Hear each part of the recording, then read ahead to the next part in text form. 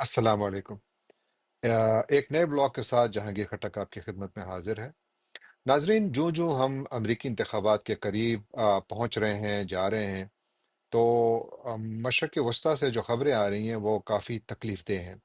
یعنی گزشتہ 24 گھنٹوں کے دوران اسرائیل نے غزہ میں اور لبنان میں اپنی جنگی کارروائیاں بہت زیادہ بڑھا دی ہیں۔ جو خبریں آ رہی ہیں ان کے مطابق گزشتہ 24 گھنٹوں کے دوران غزہ میں، اکراس غزہ، اسرائیلی بمباری میں کم از کم 55 فلسطینیوں نے اپنی جان گنوائی ہے۔ اب تک غزہ میں گزشتہ سال 7 اکتوبر سے لے کر اب تک 43,259 فلسطینیوں نے اسرائیلی بربریت میں اپنی جانیں گنوائی ہیں، جن میں جس کے علاوہ 1,01,827 فلسطینی زخمی ہوئے ہیں۔ لبنان کا بھی یہی حال ہے۔ لبنان میں بھی اسرائیل نے بہت زیادہ بمباری کی ہے گزشتہ 24 گھنٹوں کے دوران۔ انہوں نے خصوصی طور پر لبنان کے 2 شہروں کو نشانہ بنایا، جن میں ان کا دارالخلافہ بیروت اور طائر سٹی شامل ہیں۔ ان 2 شہروں اور ان علاقوں میں ان کی بمباری سے، یعنی اسرائیلی بمباری سے، کم از کم 45 لبنانیوں نے اپنی جان گنوائی ہے۔ اسی دوران آ، آ، یونائٹڈ نیشنز کی جانب سے کچھ وارننگز آ رہی ہیں جو بڑی ڈائر ہیں، بڑی تکلیف دہ ہیں۔ یو این کا کہنا یہ ہے کہ اگر ناردرن غزہ کو فوری طور پر امداد نہ پہنچائی گئی، یعنی اگر ناردرن غزہ میں یونائٹڈ نیشنز، جس کے اوپر اس وقت اسرائیل نے پابندی لگائی ہوئی ہے، اگر ان کو وہاں تک رسائی نہ ملی، تو ناردرن غزہ میں جو 4 لاکھ محصور فلسطینی ہیں، ان میں سے بہت سارے لوگ پہلے ہی اسرائیلی بمباری کے نشانے تو بن رہے ہیں۔ وہ بہت سارے لوگ افلاس یعنی بھوک اور بیماری سے بھی اپنی جانیں گنوا سکتے ہیں۔ یوں گویا اس علاقے میں حالات بہت زیادہ گھمبیر ہو گئے۔ اور اگر آپ دوسری جانب نظر دوڑائیں، تو اس علاقے میں سیز فائر کے لیے کیا کوششیں ہو رہی ہیں، تو بے شک کہ امریکی جو سفارتکاری ہے وہ کہیں نہ کہیں نظر آ رہی ہے۔ غزہ کے حوالے سے تو میرے حساب سے بہت زیادہ کمزور ہے، لیکن پھر بھی ہے۔ اور لبنان کے حوالے سے بھی وہ لوگ کوشش کر رہے ہیں، اور آج خبریں یہ ہیں کہ شاید وہاں پر کچھ حزب اللہ اور اسرائیل کے درمیان سیز فائر ہو جائے، کیونکہ حزب اللہ باوجود اتنی زیادہ بمباری کے ابھی بھی وہ اپنی طاقت دکھا رہا ہے۔ گزشتہ 24 گھنٹوں کے دوران اسرائیل پر حزب اللہ کے راکٹی حملوں میں کم از کم 7 افراد نے جان گنوائی ہے شمالی اسرائیل میں، جن میں سے کہ 4 غیر ملکی تھے۔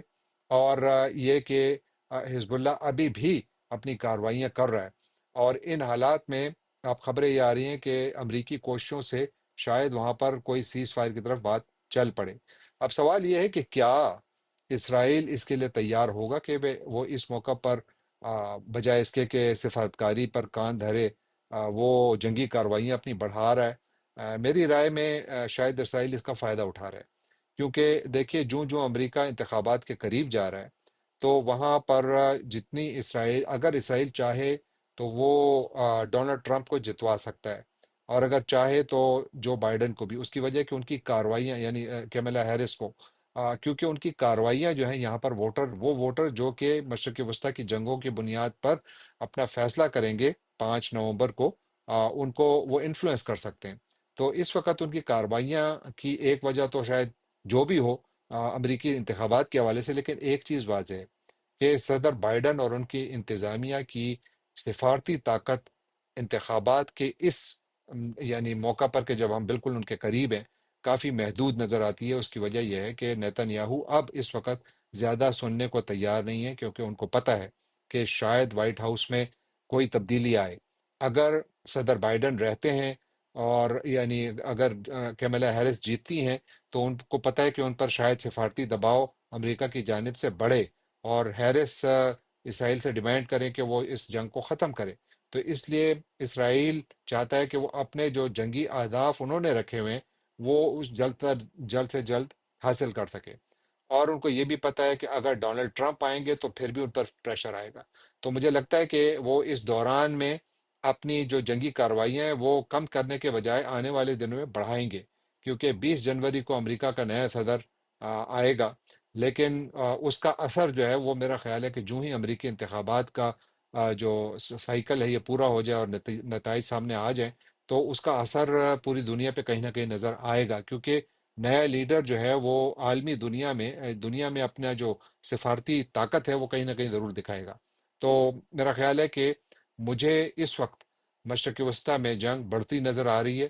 مجھے اس وقت غزہ میں فوری جنگ بندی کے امکانات کافی کم نظر آ رہے ہیں، اور مجھے اس وقت جو لیبنن ہے وہاں پر بھی گرچہ کوششیں جاری ہیں، لیکن مجھے اس وقت اس کے بھی امکانات کم نظر آ رہے ہیں، کیونکہ اب خبریں ایک اور زاویے سے بھی آ رہی ہیں کہ شاید ایران امریکی انتخابات سے پہلے اسرائیل پر ایک نیا حملہ کر دے۔ آج مختلف عرب میڈیا میں اور اسرائیلی میڈیا میں ایسی خبریں ہیں جو قیاس کیا جا رہا ہے کہ کچھ میں تو یہ دعویٰ کیا ہے کہ ہمیں اسرائیلی انٹیلیجنس سورسز نے بتایا ہے کہ ایران جو ہم پر حملہ کرنے والا ہے، جبکہ ایران کے جو IGRC کے ڈپٹی کمانڈر ہیں، ان کی جانب سے بھی ایک بیان سامنے آیا ہے کہ بالکل ہم جو ہے دندان شکن جواب دینے کی تیاری کر رہے ہیں اسرائیل کو۔